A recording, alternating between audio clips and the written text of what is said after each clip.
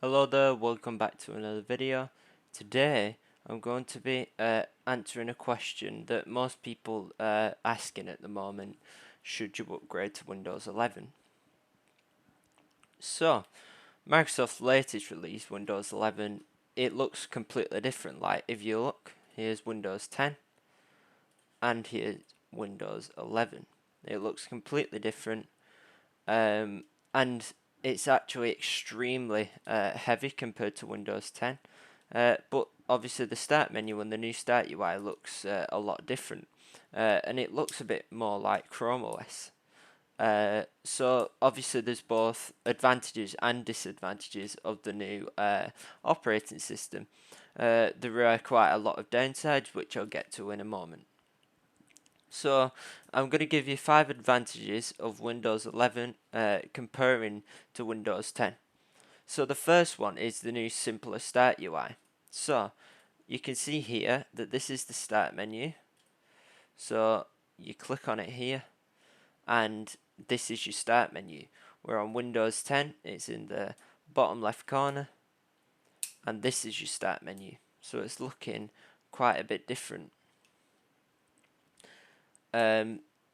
Also, on Windows 10, the Windows logo is all the way to the left. On Windows 11, by default, it is in the middle. But you can go into taskbar settings and you can change it to where it's at the left if that's something that you want to do, if you're more interested in keeping it like your old operating system. So I'm going to show how to do that. And yeah, then we'll go on to the next part. So also, whilst this is loading, you can run Android apps now natively in Windows 11, which is pretty similar to Chrome OS. It's like Microsoft trying to copy Google. Here we are, it's at the bottom, taskbar behavior, and then you just align it to the left. It looks more like Windows 10.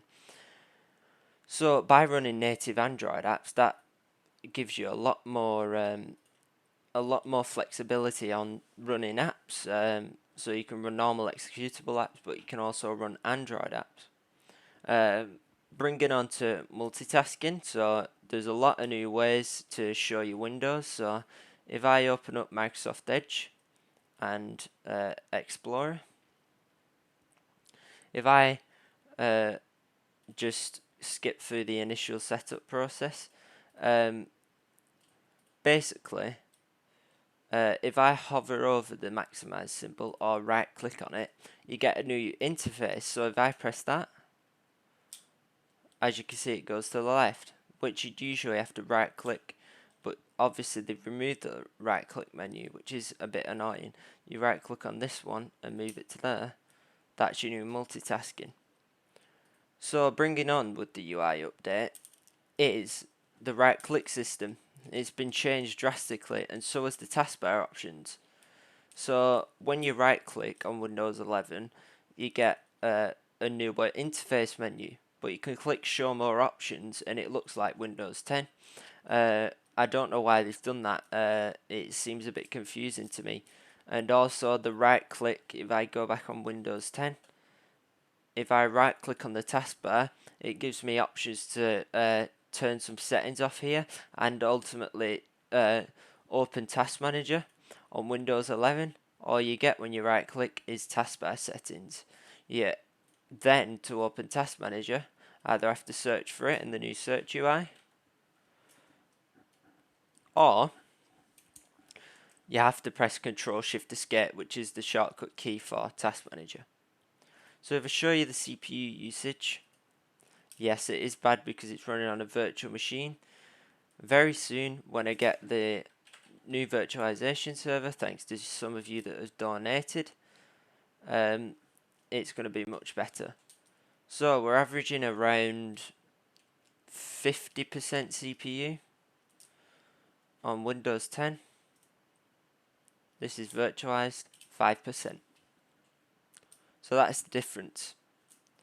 You can see that Windows 11 is really heavy on, it's an Intel Core i5 second generation, but look at the difference. They're the exact same, they've been given the exact same virtual cores, and look at the difference. It is absolutely crazy.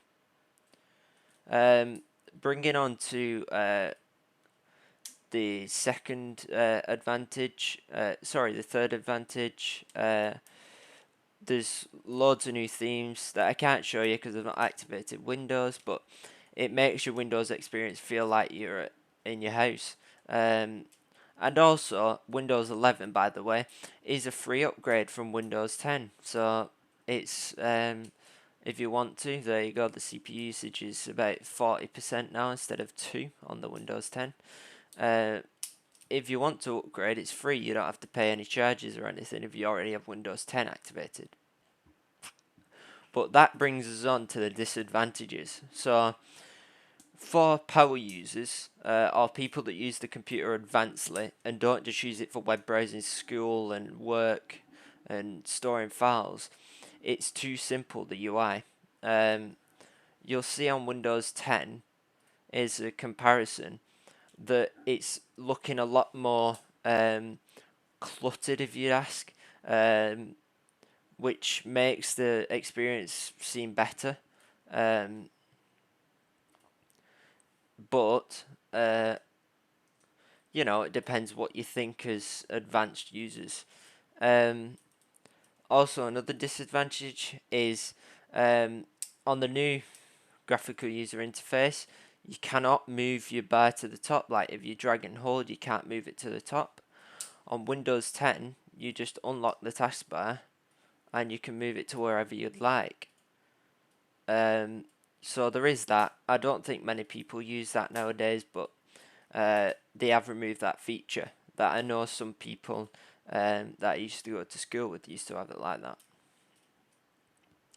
So, as I said, idle with no applications open, it uses an average of 10% more CPU utilization than Windows 10, which is crazy for all devices like the second generation i5. It's absolutely nuts to think that Microsoft are actually making Windows even heavier than it is. Which brings us on to what I was saying. It won't run on hardware that hasn't been bought in the last 2 years.